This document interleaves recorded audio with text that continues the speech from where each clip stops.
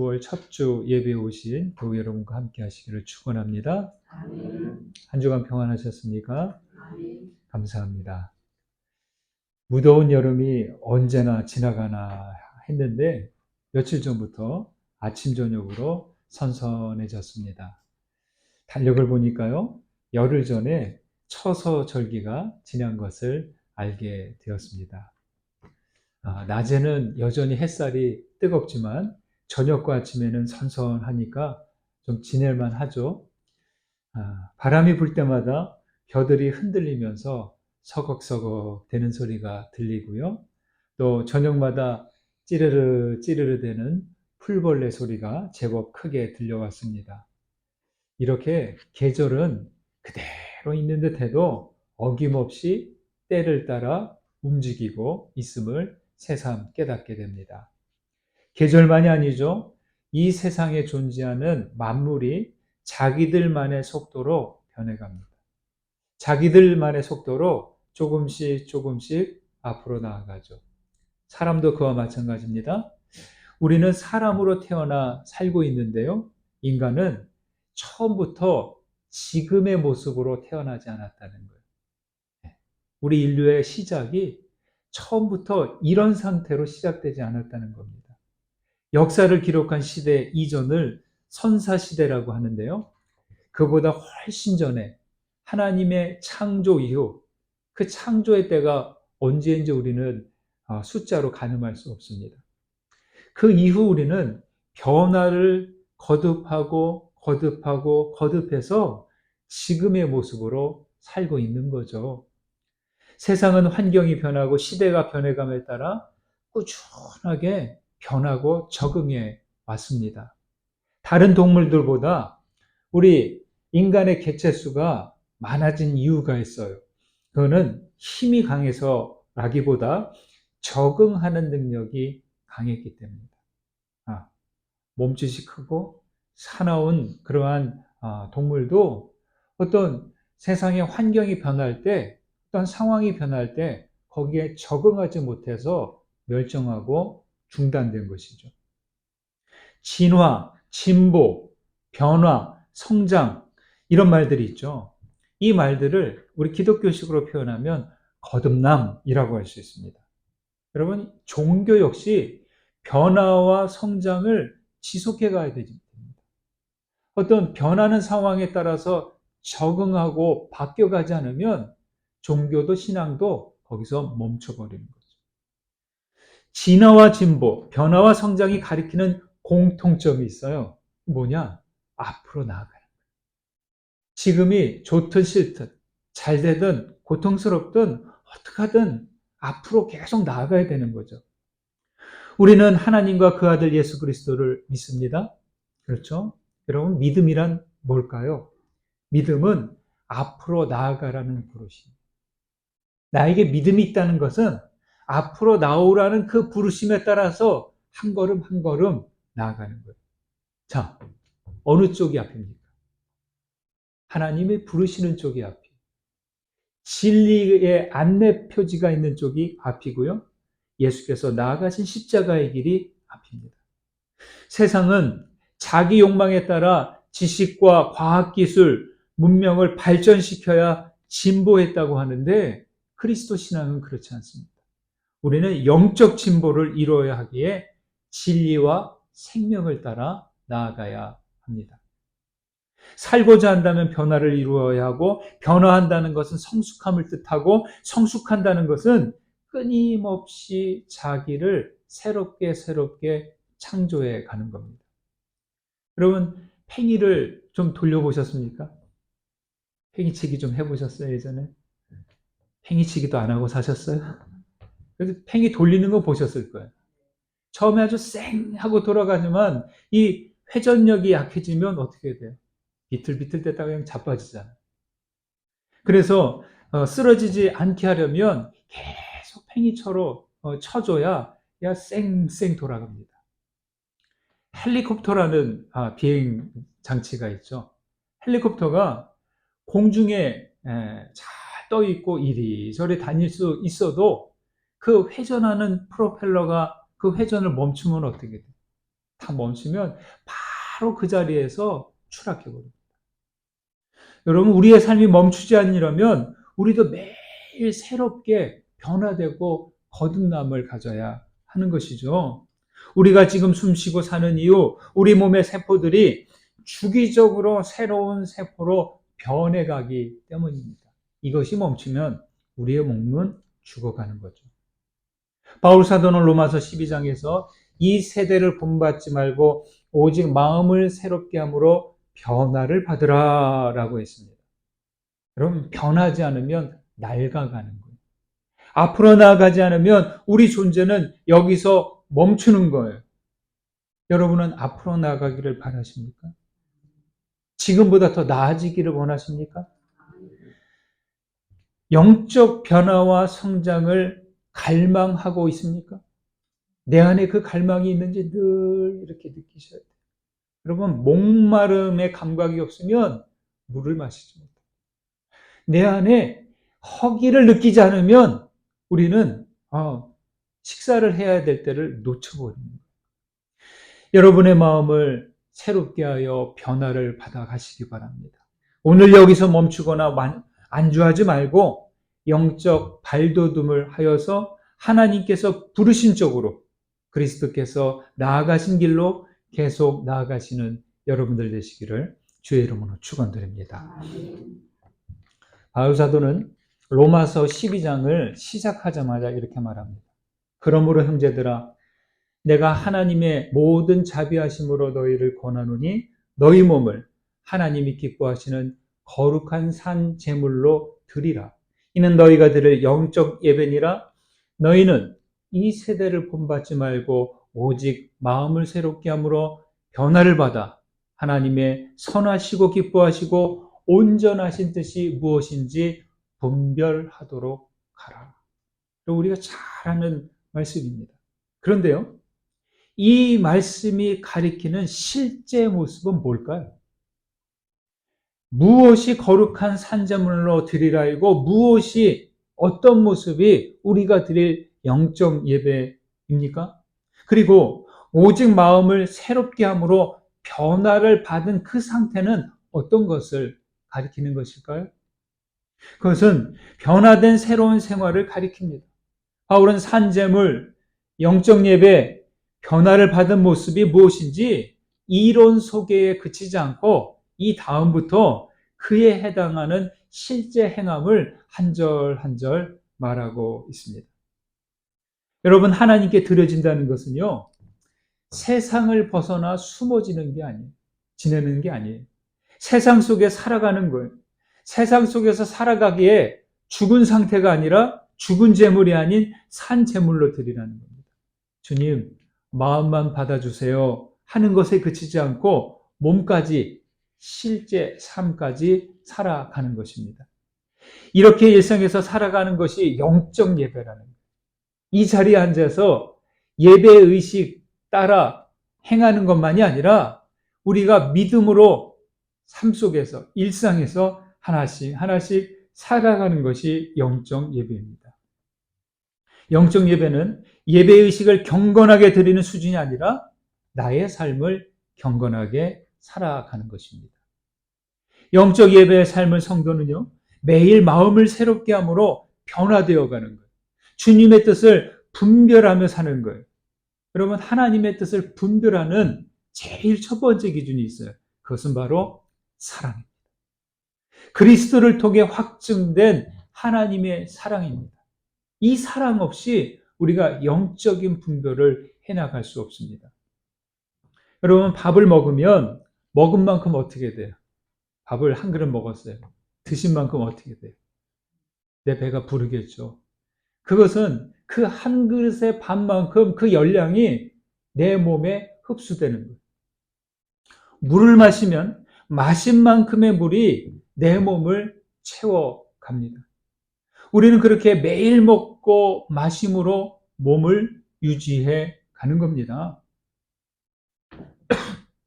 그렇다면 여러분, 우리의 신앙은 어떻게 유지돼요?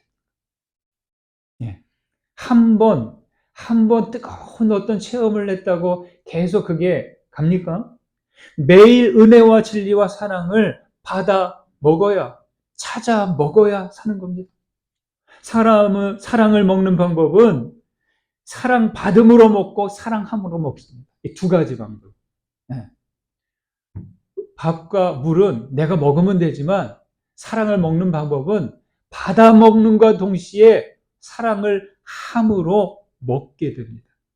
우리는 예수님의 은혜와 사랑을 받아 먹어 살았다면 이제는 그 은혜를 흘려보내고 사랑을 실천함으로 살아가야 하는 것입니다.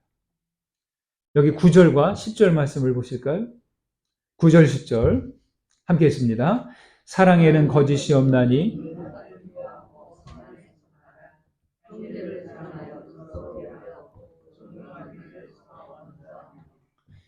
사랑에는 거짓이 없나니, 그렇죠. 사랑에는 거짓이 없어야 됩니다. 이 구절은요, 본래 위선 없는 사랑이 되게 하라라고 명령형 표현입니다. 거짓과 위선이 없는 사랑을 해야 하니까 이를 위해서 악에 속하지 말고 악을 미워하고 선에 속하라는 거예요. 우리말에 진국이라는 말이 있죠. 진국이다. 이게 무슨 말이에요? 어떤 국이나 간장에 물을 타지 않은 한 원액 그대로 아주 진한 국물, 이 진국이라고 합니다. 조금 더 바꿔서 거짓 없이 참된 것, 아주 진실한 사람을 저 사람 진국이야 이렇게 말하잖아요. 여러분, 우리 그리스도인들 신앙도 진국 신앙이 돼요. 우리가 진국 신앙인이 되려면 어느 정도 수준이 되어야 될까요? 네. 진국과 같은 신앙을 갖고자 한다면 다른 건 몰라도 사랑이 희석되지 않도록 해야 합니다. 우리가 예수께 받은 사랑이 진국이지만 나를 통해 전해지는 사랑이 이게 희석된 상태로 전해지면 안 돼요. 예. 두려움에 사로잡히고 믿음이 불확실한 상태가 되면 사랑은 그만큼 희석되는 거예요. 여러분, 우리가 받은 예수 사랑이 거짓과 위선으로 희석되지 않아야 하겠습니다. 여러분에게 하나님의 사랑이 있습니까? 하나님께 받은 사랑이 내 안에 있습니까? 당연히 있습니다. 분명히 있습니다. 사랑이 없다고는 말할 수 없어요. 문제는 순도입니다. 순도. 네. 금의 가치는 순도가 얼마나 되는지에 따라 정해지듯이 하나님의 사랑의 순도가 얼마인가에 따라 우리의 신앙도 변한다는 거예요. 네. 나의 사랑의 순도는 얼마나 될까요? 위선과 거짓이 커질수록 내 이익을 우선할수록 현실의 문제들에 쫓기고 불안과 두려움에 사로잡힐수록 사랑의 순도 역시 낮아져 가는 거죠.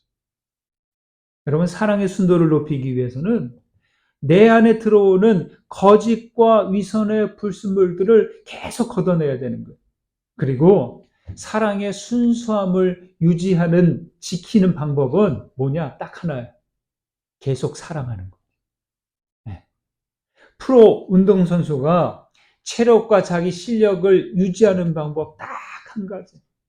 자기 몸을 관리하는 거예요. 매일 훈련하고 연습하기를 게을리하지 않는 거예요.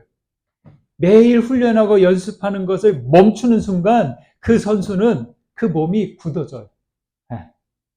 그와 같이 신앙인이 사랑의 힘을 유지하려면 우리도 쉬지 않고 살아가는 거예요. 예수님은 너희가 나를 사랑하면 내 계명을 지킬 것이다 라고 했습니다. 요한복음에서. 여러분 잘 들어보십시오. 너희가 나를 사랑하면 내 계명을 지킬 것이다 라고 하셨지 너희가 나를 믿으면이라고 하잖아요. 네. 믿는다고 계명이 지켜지는 게 아니라는 거예요. 계명을 잊지 않고 우리의 관계가 아주 흐려지지 않고 잘 가려면 사랑해야 돼. 계명의 조항을 기억하는 게 아니라 그리스도를 사랑하고 하나님을 사랑하는 그 마음이 계속 있어야 그의 말씀을 잊지 않는 거예요. 믿음은 그래서 사랑입니다. 사랑은 거짓이 없나니에서 사랑은 그냥 단순한 사랑이 아니에요. 개인의 능력과 감정이나 감성으로 하는 사랑 아니에요. 이 사랑은 하나님의 사랑, 아가페 사랑에 기초하는 사랑입니다. 그래서 거짓이 없다는 것은 가식과 위선이 없다는 뜻인데 치장이나 포장을 하지 말라는 거예요. 이제 조금 있어도 명절이 다가오는데 명절 때 시장이나 이런 어떤 쇼핑몰에 가면 전시된 선물 세트가 있잖아요. 한번 보세요. 내용물들을 더 있어 보이기 위해 과대 포장을 했습니다. 아주 이중삼정으로 눈 시선을 고정시키고 소비자들의 손이 가도록 포장을 아주 잘해야 됩니다. 그래서 명절이 지나면 이 분리수거장에는 포장재들이 평소보다 더 많이 수북히 쌓여 있는 것을 보게 됩니다. 사람들은 그래서 자기에게 사랑이 있는 것도 모르기에 내 안에 있는 사랑을 알아도 이것을 잘 표현할 줄 모르기에 자꾸만 포장을 이중삼중으로 하는 거예요. 또 어떤 때는 나에게 있는 사랑이 아닌 것을 사랑인 것처럼 포장해서 내어놓을 때가 있어요. 여러분, 교회는 어떤 곳일까요? 교회는 거짓 없는 사랑을 연습하고 표현하고 실천하는 것이 바로 교회 공동체입니다. 거듭난 사람은 자기가 받은 사랑을 제대로 알고 자기 삶에서 실천해가는 거예요. 이것저것으로 덮고 포장하고 꾸미는 게 아니라 그냥 내 안에 있는 사랑, 내가 받은 사랑, 만나는 사람들에게 조금씩이라도 표현하고 실천해가는 겁니다. 거짓과 위선 없는 사랑을 행하시기를 바랍니다. 우리의 사랑이 그리스도께 받은 그대로 진국과 같은 순수한 사랑 되시기를 간절히 소망합니다. 15절과 16절을 보실까요? 읽습니다. 즐거워하는 자들과 함께 즐거워하고 우는 자들과 함께 울라. 서로 마음을 같이하며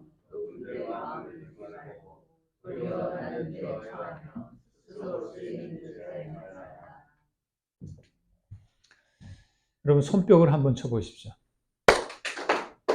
예, 한 손으로 쳐보십시오. 한 손으로도 칠 수 있어요. 옆에 사람과 이렇게 같이 한 손으로 하이파이브 하듯이 손뼉 한번 쳐보세요. 장로님, 권사님이랑 한번 해보세요. 한번 해보세요. 예. 혼자서는 손뼉을 칠 수 있어요. 근데 한 손으로는 손뼉을 못 치잖아요. 어쨌든 두 손바닥을 서로 부딪혀야 소리가 납니다. 여러분, 사랑의 손뼉 소리가 나려면 두 사람이 함께 부딪혀야 됩니다. 네. 사랑은 혼자일 수 없어요. 반드시 대상이 있어야 되고 사랑함으로 나와 당신이 우리가 서로 연결됩니다. 그냥 이 정도가 아니라 아주 꼭꼭 묶여지는 관계가 됩니다. 저는 사랑의 관계는 하면 할수록 그물처럼 엮여진다고 생각합니다. 사랑할수록 사랑의 관계가 많을수록 사랑의 그물은 촘촘하게 엮여지는 거예요. 여러분, 물고기를 잡는 그물은 줄 하나로 만들지 못합니다. 여러 개의 줄이 가로, 세로로 교차하고 교차할 때마다 거기에 한 번씩 매듭이 지어져서 이어지기 때문에 물고기를 끌어올릴 수 있는 거죠. 만약 그물코 한 곳, 두 곳만 터지거나 끊어진다면 어떻게 돼요? 잡은 물고기들이 그곳으로 다 빠져나갑니다. 사랑의 그물도 혼자서 하지 못하고 함께 그물이 되어야만 탄탄한 공동체가 되는 거죠. 만약 반대로 이 사랑의 관계가 엉성하면 그만큼 공동체 결속력은 느슨해지는 거예요. 여러분, 교회가 빨리 성장해도 그건 위험합니다.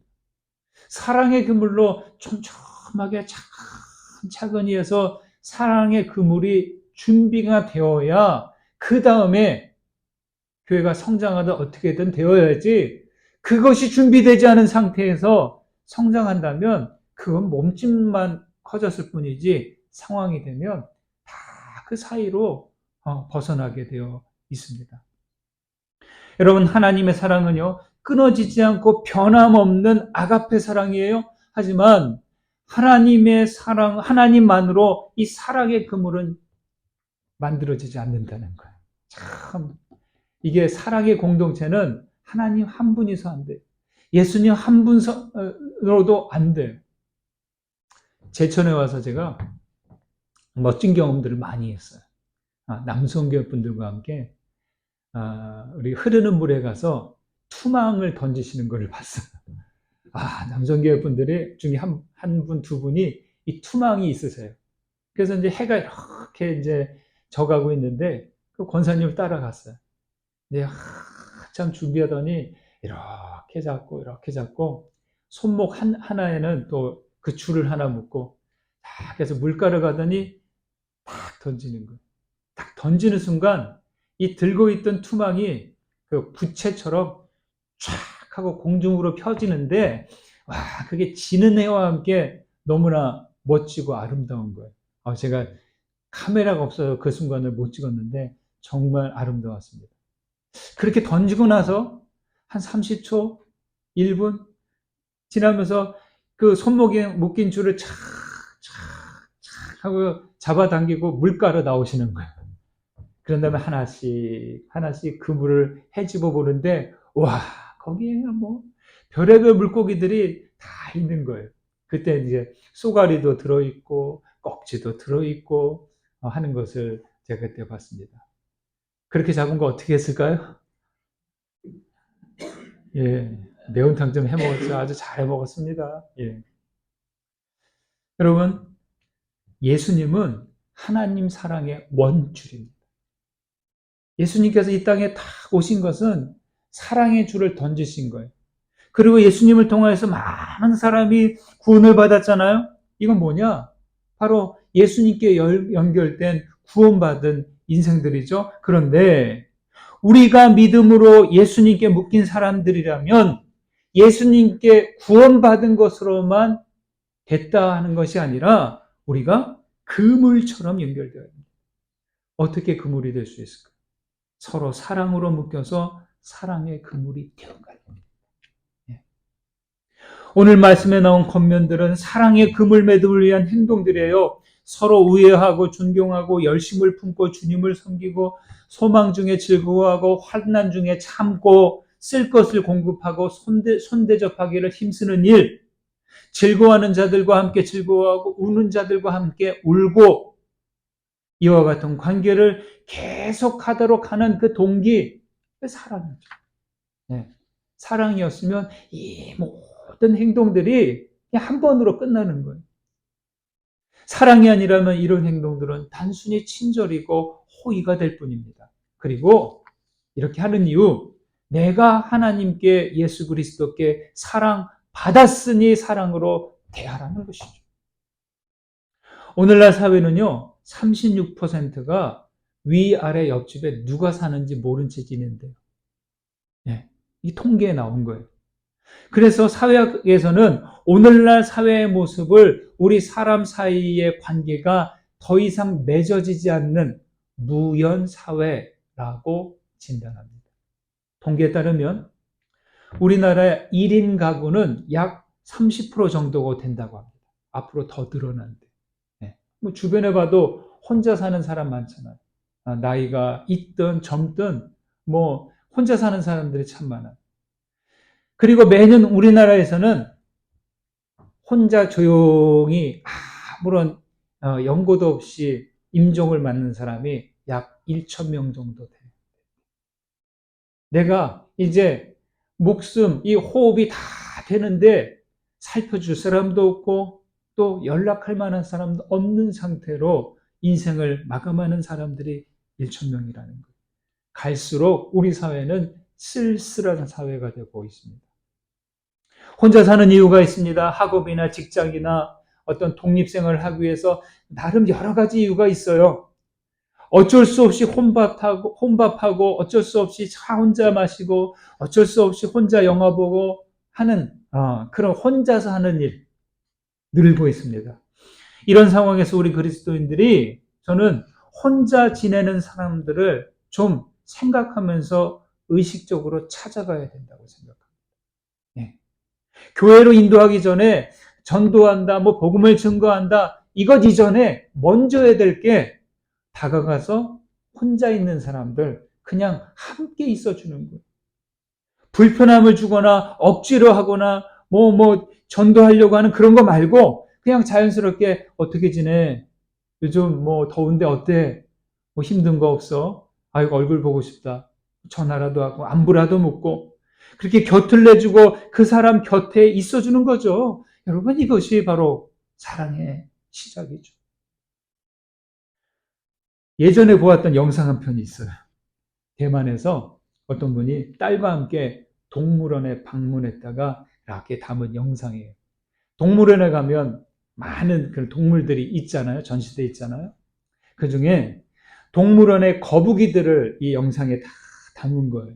거북이들 뭐 크기는 모르겠어요. 요만큼 될까요? 이렇게 보고 있는데 그 중에 한 마리가 뒤집힌 채로 있는 거예요. 여러분 뒤집힌 거북이 모습이 어떨까요? 꼼짝도 못하고 등은 둥글고 딱딱해서 그냥 발과 목만 바둥바둥 되고 있는 겁니다. 어떻게 해서 그렇게 뒤집혔는지 몰라요. 엉금엉금 기어가다가 뭐 돌이나 기울어진 어떤 경사면에 가다가 이렇게 뒤집혔겠죠? 여러분 아시죠? 거북이는 뒤집히면 누가 도와주기 전까지는 제 힘으로 못 일어납니다. 그런데요, 마침 가까이에서 다른 거북이가 그것을 본 것 같아요. 그래서 엉금엉금. 아유, 답답해요. 빨리 좀 후다닥 가서 좀 이렇게 좀 뒤집어 주지.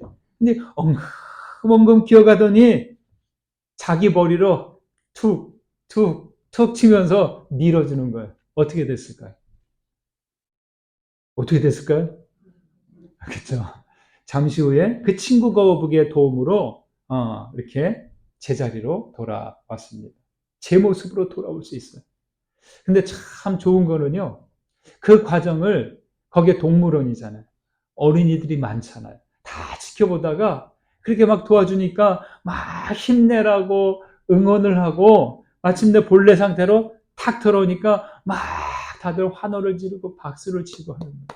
아, 그 영상 아래 댓글 달린 거 보니까 다들 기쁘고, 야, 저 거북이 영웅이다, 뭐 하면서 좀 멋진, 아름다운 댓글들이 그 안에 달린 걸 제가 본 적이 있습니다. 뒤집은 채 바둥대는 그 거북이의 모습을 보면서 저는 저의 외롭고 우울하게 지내던 예전의 한때가 생각났습니다. 그리고 그때 도움을 주었던 친구 거북이에서 신앙 동료들과 선후배들의 모습이 생각났습니다. 아, 바로 저거구나. 저 뒤집힌 거북이, 바로 도와주겠다고 다가온 거북이, 바로 저렇게 사는 것이 사랑으로 사는 우리들의 모습이겠구나. 그런 생각이 들었습니다. 여러분, 홀로 외로움과 우울함에 빠진 인생들 모습이 그렇게 뒤집혀진 거북이의 모습이 아닐까요? 그 상태로 오래 있게 해서는 안 됩니다. 즐거울 때 함께하고 우울할 때 슬픔에 빠졌을 때 함께 울어줄 사람이 있어야 됩니다. 우리가 홀로 있는 사람들 곁에 함께 해주고 서로 마음을 같이 하는 그런 사람이 되어야 하는 것이죠. 아프리카 속담에요. 빨리 가려면 혼자 가고 멀리 가려면 함께 가라. 또 외나무가 되려거든 혼자 서고 푸른 숲이 되려거든 함께 서라. 이런 속담이 있어요. 그렇죠? 여러분 혼자 가려고 하지 말고 함께 멀리 갈 수 있게 되기를 바랍니다.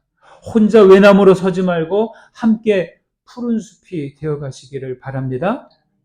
우리 교회가 이와 같이 사랑의 숲을 이루고 탄탄한 사랑의 그물 되어 가시기를 주의 이름으로 축원드립니다. 한 곳 더 보실까요? 19절 그리고 21절 보십니다. 19절 있습니다. 내 사랑하는 자들아 너희가 친히 원수를 갚지 말고 하나님의 진노하심에 맡기라. 기록되었으되 원수 갚는 것이 내게 있으니 내가 갚으리라고 주께서 말씀하시니라. 21절 악에게 지지 말고 선으로 악을 이기라. 사랑하라 라고 할 때 어떤 감정적인 차원으로만 생각할 수 없어요? 예, 사랑의 힘을 가볍게만 생각할 수 있습니다. 그런데요, 사랑이라는 것은요, 사랑하다 이거는 그렇게 가볍지 않아요. 그렇게 약한 감성이 아니에요. 사랑은 세상의 모든 차원을 아우르고 창조부터 영원까지 존재하는 우주적인 에너지. 사랑의 힘은 무한해요. 왜냐? 하나님은 사랑이시고 이 사랑이 하나님이시기 때문입니다. 바울은 그래서 고린도전서 13장에서 말합니다. 사랑은 언제까지 떨어지지 않는다. 마르지 않는다. 사랑은 온전한 것입니다. 여기 9절에서 보면 악을 미워하고 어디에 속하라? 선에 속하라. 17절에서는 아무에게도 악으로 악을 갚지 말고 악을 악으로 갚지 말고 모든 사람 앞에서 선한 일을 도모하라. 이렇게 말하고요. 지금 읽은 21절에서는 악에게 치지 말고 선으로 악을 이기라고. 여러분 신앙인들은요. 악 앞에서 도망가면 안 돼. 네. 악 앞에서 움츠리면 안 돼. 이 악을 상대하고 악에게 이길 수 있는 방법을 바울은 말합니다. 악을 이기는 무기는 선이라고 합니다. 선행입니다. 그런데 이 선행 어디서 올까요? 선을 할 수 있는 동기와 힘은 바로 사랑. 단순한 선행이 아니라 사랑의 지원을 받는 선이어야 돼요. 그래서 19절에서 내 사랑하는 자들아. 그럼 따라해 보실까요? 내 사랑하는 자들아. 이렇게 부른 이유가 있어요. 하나님의 받고 있는 자들임을 상기시켜줍니다. 그럼 성도는 안전한데 이렇게 피해서 있는 사람이 아니라 그냥 온갖 그런 악이 넘쳐대는 세상 속을 살아가야 돼. 우리가 어떻게 하면 이 악에게 지지 않고 또 악의 방법대로 상대하지 않고 이겨갈 수 있을까요? 마음 같아서는 원수에게 당한 대로 대갚아주고 싶은 마음이 있어요. 어때요? 네? 한 대 맞으면 한 대 때려주고 싶잖아요. 그렇죠? 내 거 하나 뺏겼으면 가서 2개, 3개, 10개 뺏어오고 싶잖아요. 이게 사람의 심리인데 경험자들에 의하면 그렇게 해도 분이 안 풀립니다.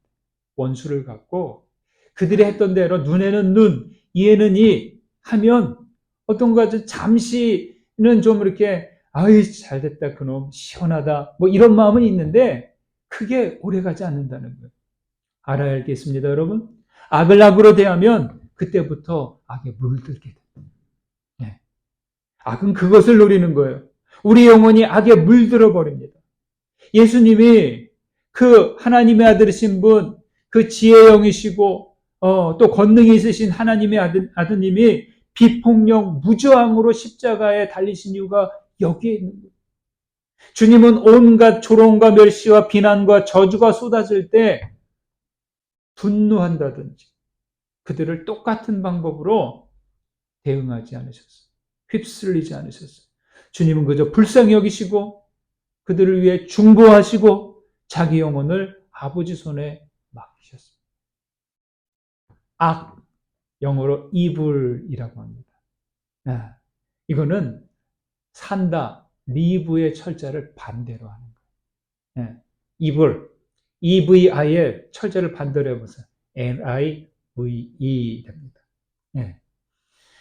악은 그래서 뭐냐? 삶을 거스르는 거예요. 생명을 죽음으로 이끄는 게 악이에요. 생명을 생명으로 살게 하려면 반드시 사랑이 있어야 됩니다. 리브가 생명이 이불로 변질되지 않게 하려면 우리 안에 사랑이 있어야 돼요. 악은 사랑에 의해서만 정복될 수 있습니다. 사랑하는 강저신의 교우 여러분, 거짓과 위선이 없이 사랑하십시오. 함께 웃고 함께 울고 서로 마음을 같이 하십시오. 그리고 하나님의 사랑받은 자들로서 악을 선으로 이기는 승리하시는 우리 모두 되시기를 주의 이름으로 축원드립니다. 받은 은혜 생각하면서 거듭의 기도 드리십니다. 말씀 가운데 올림이 된 것, 깨달아진 것 기억하면서 기도하십니다. 기도하겠습니다.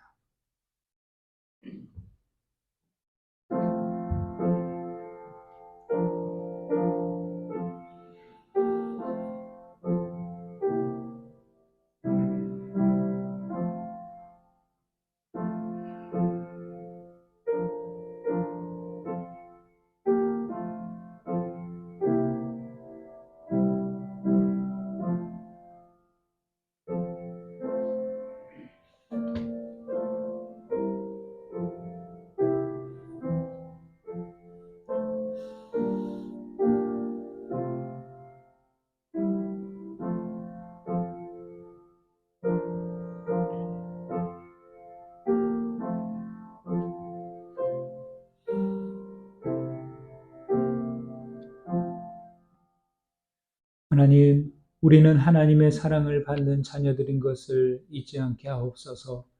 우리의 사랑이 거짓과 위선이 없는 사랑으로 거듭나기를 원합니다.